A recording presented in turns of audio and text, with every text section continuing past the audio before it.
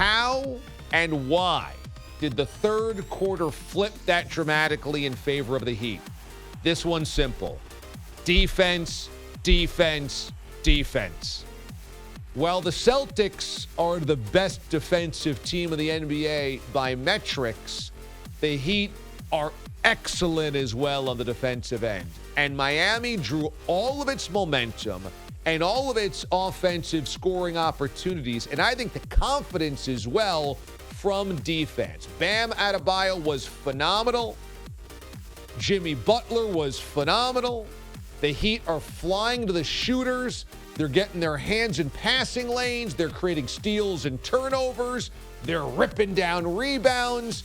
You just sensed in the third quarter that even if the offense wasn't there, that the Miami Heat had committed defensively much more than the first half.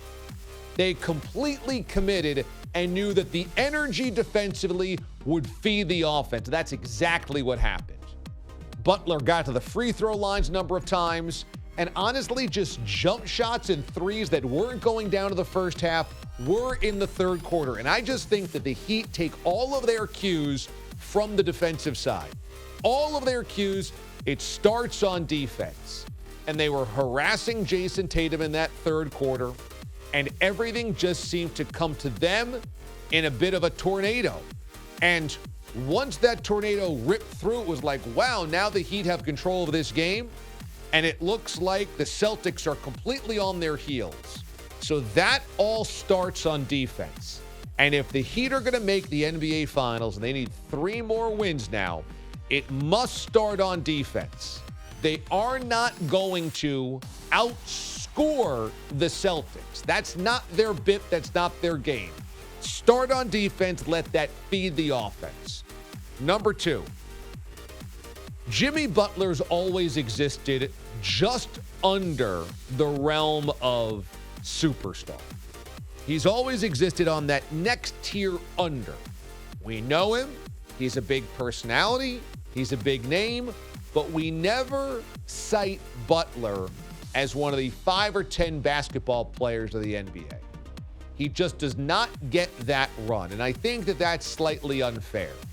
Because even though he doesn't put up monster scoring numbers like a LeBron, like a Steph, like a Luka, like a Giannis, even though he doesn't do those types of things offensively, eye-popping point totals, Butler does so many other things that some of those guys don't do. I mean, he's going to fill your box score on rebounds. He's going to get in there and get steals. He's going to get in there and get blocks. And he's also going to be the energy maker for your team. So Butler might not be the highest realm of superstar, but he's phenomenal. And I got to tell you, this postseason, we might want to rethink whether he is a superstar, because now he's adding the eye-popping point totals as well. Now his offense is catching up to all the other parts of his game that's always been so valuable. So Butler last night, again, 41, 9, and 5. If I told you Luka went for 41, 9, and 5, we would all melt down today about how he controlled the game, how he's unstoppable offensively. If Giannis went for 41, 9, and 5, we'd talk about how he's the best basketball player on earth. And that's just more evidence of it.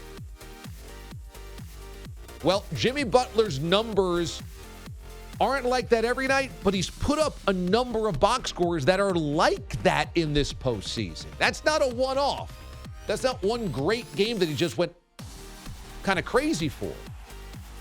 Jimmy Butler deserves more respect for being a superstar. And if he wins a championship this year, I think he would have kicked down that door. I do. I think if he is the centerpiece, the linchpin of a championship team, and he's putting up 41 9s and 5s, then he then breaks into that upper echelon of superstar of the NBA. Game 1, Heat.